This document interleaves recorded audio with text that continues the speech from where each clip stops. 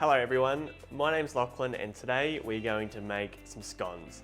So Mother's Day is just around the corner, so if everyone at home can hop into the kitchen and make these scones for your mother for Mother's Day, I think that's a wonderful gift and something that not only your mum will enjoy, but also everyone in the household. So we're going to make some scones and we're going to make some jam. Both of these are very easy. The jam will take a little bit more time, but if you follow these instructions step by step, I have no doubts that you'll get the absolute best result possible. So, to start off with, berries. I've got fresh berries here. You can use frozen berries if you like. For me, fresh is best when you can, but it doesn't really matter. I have strawberries, blackberries, raspberries, and blueberries, equal quantities, so about 250 grams of each. I have a kilo of sugar also. So this is pretty simple. We've got a kilo of fruit, a kilo of sugar. If you want to do half this recipe, obviously that's 500 berries, 500 sugar, so that's all pretty straightforward. I then have the juice of 1 lemon, which I'm just going to pop in now. And also I have a vanilla pod. So you can use vanilla essence or vanilla paste, whichever you have, it doesn't really matter. And all I'm going to do now is cut this pod lengthways in half. So break it open like so, and then using your knife, just scrape out all of those seeds. So you should get a nice chunk like so. I'm going to pop that in with the berries as well. I'm going to keep this aside. We will get the most out of this also. I'll just do this other side. Where did I cut? There we go. So scrape through.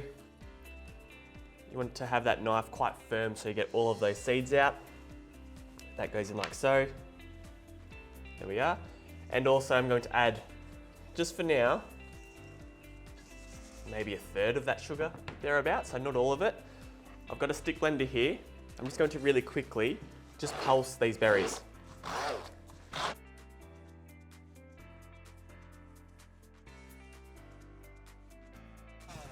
So once you start to get a bit more juice and syrup coming out, add the rest of that sugar.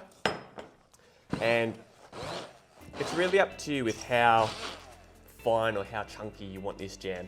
I leave a little bit of chunks in there. I like that nice rustic look. You might want to blend it completely. So it's really up to you. To give this a good old mix around, break up any berries. I'll leave it pretty rustic.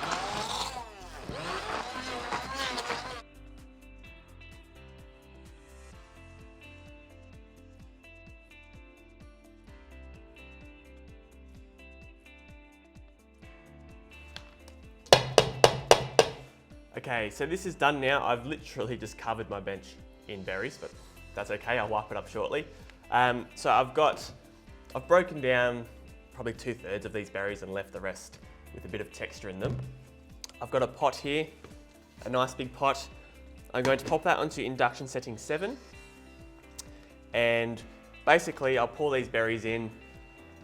We'll just bring it to a boil. Once it's reached boiling point, I'm not going to cook it any further. I'll then pour it into my jars and we'll finish it off in the steam oven. So currently, I've just finished it off. This door is just a jar now. I've actually sterilized all the jars in the steam oven on the sterilizing function, or you can also do this at 100 degrees for around 15 minutes. So they are ready to go. I'll simply just bring the temperature up on this berry mixture. We can then pour it in, and to be honest, that's pretty much it. So it's very, very easy. Definitely something that everyone at home can achieve. We'll come back shortly, pop these into the jars, and then we can get cracking onto our scones as well. Okay, so it's literally been about 10 minutes now and I've got my jam. I brought it to the boil basically, and there's a bit of foam forming on top. I skimmed a little bit off. You can skim more off if you like. Personally, I don't bother too much. I don't think it matters a great deal. So now I'm going to pour this into my jars over here. So for me, the cleanest way to do this is to pour this into a jug first, as it's a lot easier to pour it into a jug directly into the jars. So fill these almost to the top, leaving a tiny bit of space. And you can see we've got a really, really nice, deep red, sort of purple colour. So I'll top these up. I might have a little bit too much here, we'll see.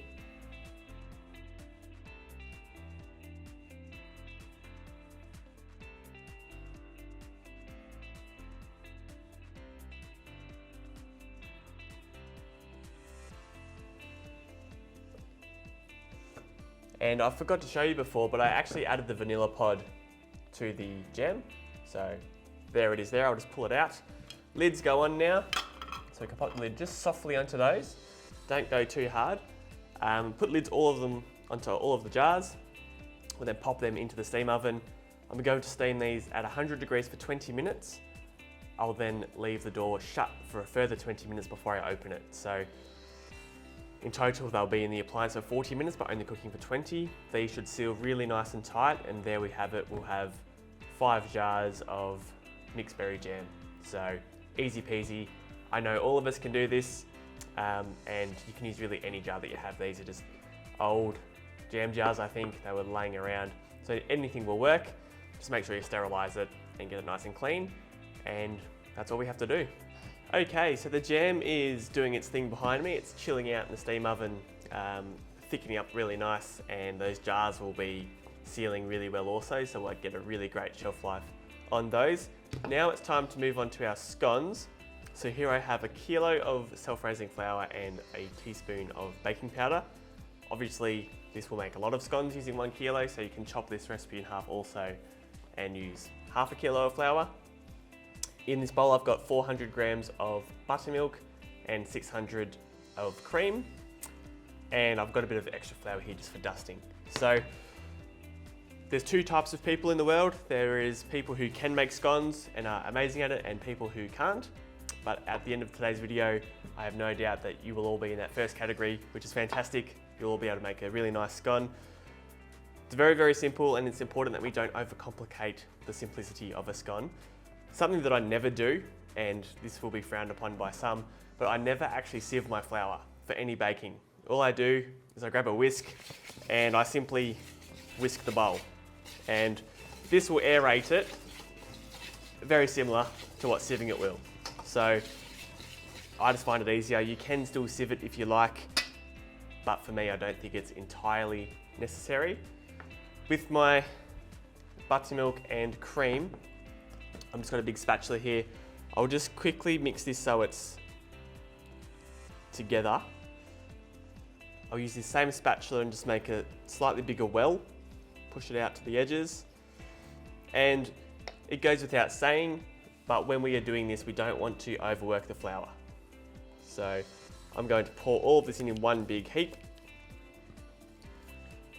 So basically here we've got a kilo of flour and a kilo of liquid, so it's a 1-to-1 ratio. I'm almost folding this in some ways right now. Now another thing that we will be doing is once this mix is mixed, I'll actually roll it out onto the bench. I'll then rest it before I cut it. So when people make pastries and bread doughs, that sort of stuff, everyone rests the dough, and I see a lot of people making scones. They'll quickly mix it, they'll shape it, and then they bake it straight away. And the flour and the gluten hasn't had time to recover. So resting it is really important. Even if you rest it for 5 minutes, that will give you a much nicer scone at the end. So this starts to get nice and thick. And this is where you can get your hands into it. So I actually might tip this out onto the bench. I've got a dough scraper here as well, which is great because you can just work this together nicely. So I'm just folding it on top of each other. I'll keep doing this until it comes together a bit better. Obviously, we're not going to get a smooth dough like you would for a bread dough, but we'll get a dough that comes together quite well.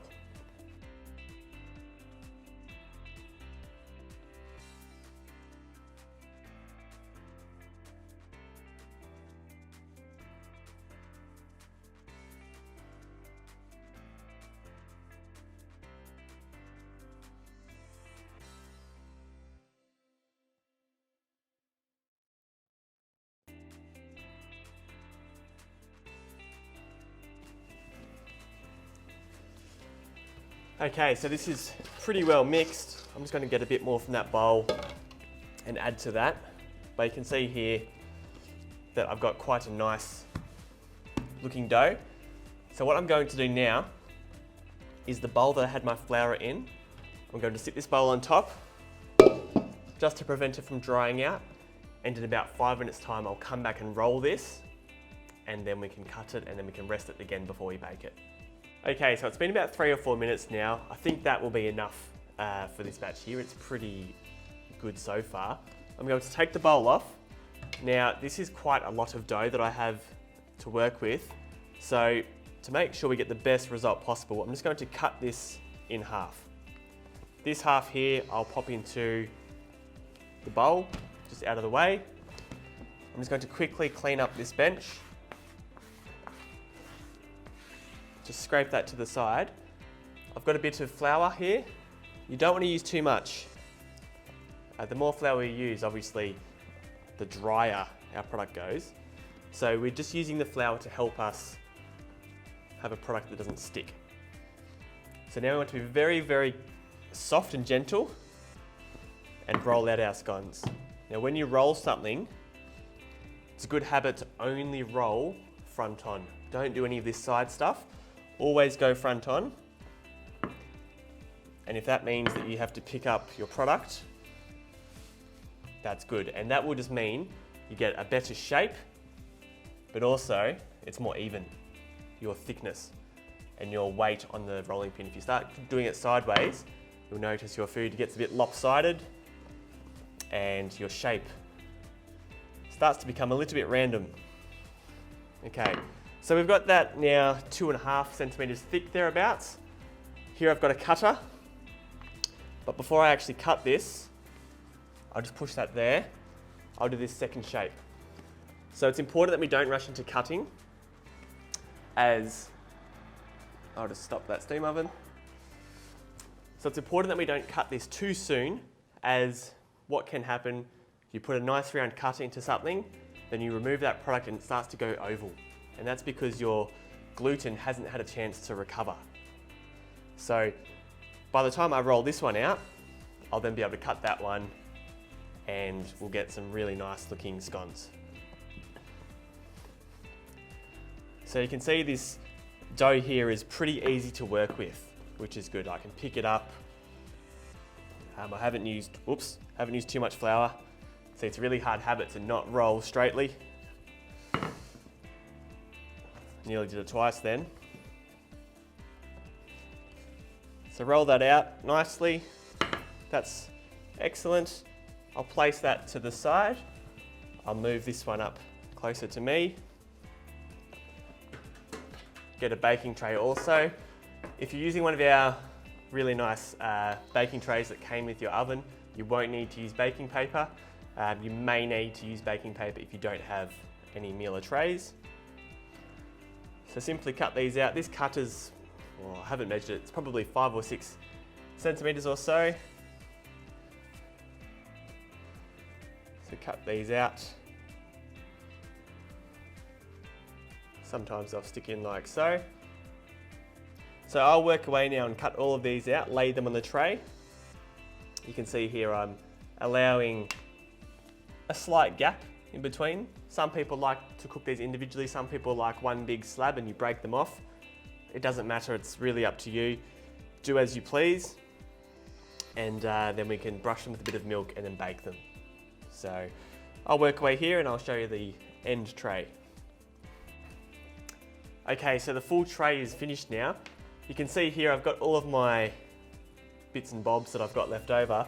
What you can do is really carefully just press these together. Now, these will never be as good as your first batch because we're working this flour even harder now. So what I like to do is press it into a shape. You might put a bit of flour to the side here and I'll just quickly roll this out. This one though, it's really important that we rest this for at least 5 minutes. So the other one we could rush a bit quicker because it's the first roll. This one now, they will be a bit tougher. So I'll sit that to the side, get that bowl, pop it over the top, and I'll bake these ones. Once these ones come out of the oven, I'll then pop those ones in. So as I said, they're the leftover bits. They still taste extremely tasty. So there's nothing wrong with them, but they might be a little bit tougher. So here I've got 20 scones on one tray, which is fantastic. So I've got some milk. I'm just going to brush these individually with a bit of milk. Obviously this gives us some nice color. Once they're all brushed, we can pop them into the oven. So I have an oven preheated behind me on conventional at 200 degrees. We'll give them a quick bake and that's all there is to it. Okay, so this tray has been fully brushed with the milk now. It's ready to go. As I said, I've got the oven on at conventional 200 degrees. I'll pop these in for approximately 20 minutes. They may need a little bit longer, maybe a little bit less, so I'll check them around the 20-minute mark and I'll whip some cream whilst that's happening. So we'll have scones with jam and cream. So it doesn't get much better than that. I'll get these in and show you the finished result.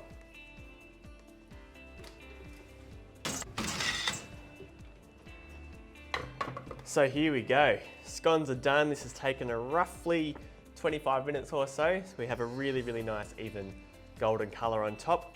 My jam's here also. It still needs to cool down ever so slightly before we can have that nice thickness. So another 10 minutes or so, which is good because the scones require another 5 to 10 minutes or so to cool down before we crack into them. As I said, it's very easy and I've got no doubt all of you at home will be able to make these just as well as what these ones are today. Just remember, don't overwork that dough, keep it nice and soft, rest it in between those processes and you'll get a really nice scone as a result. That's all for me today everyone, so thank you for watching. If you would like to follow this recipe, you can head to mieleexperience.com.au or mieleexperience.co.nz. Thanks again and I'll see you next time.